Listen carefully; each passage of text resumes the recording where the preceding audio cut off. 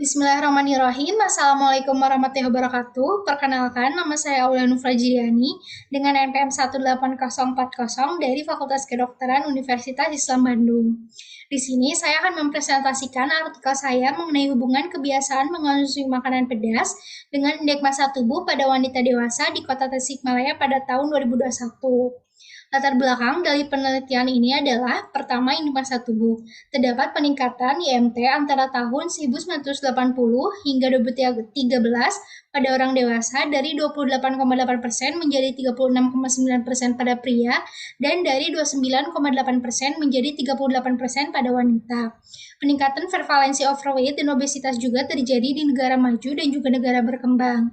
Juga di Indonesia didapat dari data Riskesdas yang dicantumkan di sebelah kanan, terbukti bahwa adanya peningkatan overweight dan obesitas pada tahun 2007 hingga 2018.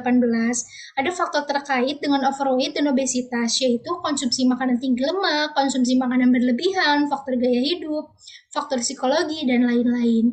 Yang kedua adalah makanan pedas. Dengan mengonsumsi makanan pedas, lidah kita akan terasa pedas dan juga panas. Untuk meredakannya, ada makanan tambahan yang dikonsumsi seperti contohnya itu karbohidrat, yang mana nantinya akan mempengaruhi dari indeks massa tubuh. Rasa pedas juga telah menjadi bagian integral dari budaya kuliner dan sering digunakan untuk membumbui, mewarnai, dan mengawetkan makanan dan juga untuk pengobatan.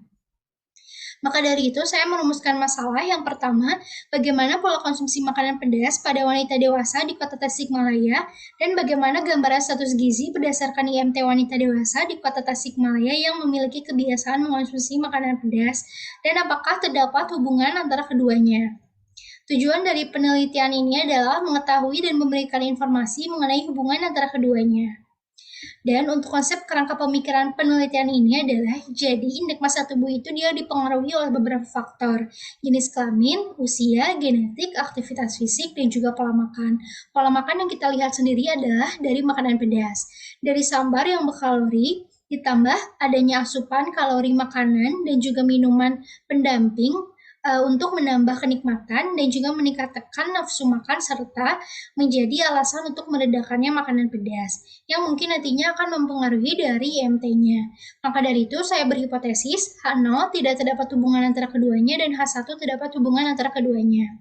Untuk alur dari penelitian ini adalah pertama, pengambilan data melalui kuesioner yang mana terdapat inform konsen di dalamnya, lalu dilakukan kriteria inklusi dan juga eksklusi, lalu perhitungan kebiasaan mengonsumsi makanan pedas, dan juga diminta data berat badan dan juga tinggi badan, yang mana nanti IMT-nya akan diperhitungkan oleh peneliti, lalu datanya diolah dan juga dianalisis.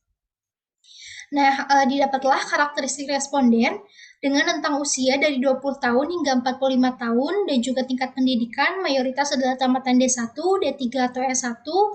Dan untuk jenis pekerjaan mayoritas adalah karyawan swasta dan untuk indeks massa tubuh memiliki presentasi yang sama.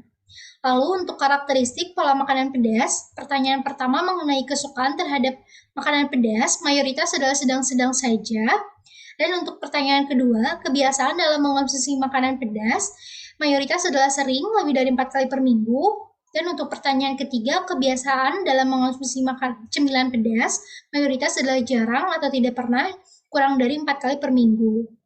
Nah, setelah diperhitungkan melalui uji Kruskal-Walisa menunjukkan bahwa tidak adanya hubungan signifikan antara kesukaan makanan pedas dengan nilai P0,313, kebiasaan mengonsumsi makanan pedas dengan nilai P0,323, dan kebiasaan mengonsumsi cemilan pedas dengan nilai P0,724 dengan indeks massa tubuh. Nah, untuk keterbatasan penelitian ini adalah pengambilan data tinggi badan dan berat badan ini dilakukan self-report karena kondisi pandemi, sehingga alat ukur yang digunakan itu berbeda. Meskipun begitu, ada penelitian yang menyatakan bahwa pengambilan data berat badan yang dilakukan secara self-report ini tidak berbeda signifikan dengan berat badan aktual. Lalu untuk kesimpulan dari penelitian ini adalah yang pertama mengenai ketiga pertanyaan dari kebiasaan mengonsumsi makanan pedas yang disajikan dalam pie chart yang nantinya bisa dibaca. Lalu yang kedua adalah responden yang memiliki kebiasaan sering lebih dari 4 kali per minggu dalam mengonsumsi makanan pedas adalah yang memiliki status gizi IMT obesitas. Yang ketiga adalah tidak terdapat hubungan yang signifikan antara kebiasaan mengonsumsi makanan pedas dengan indeks massa tubuh pada wanita dewasa di Kota Tasikmalaya pada tahun 2021.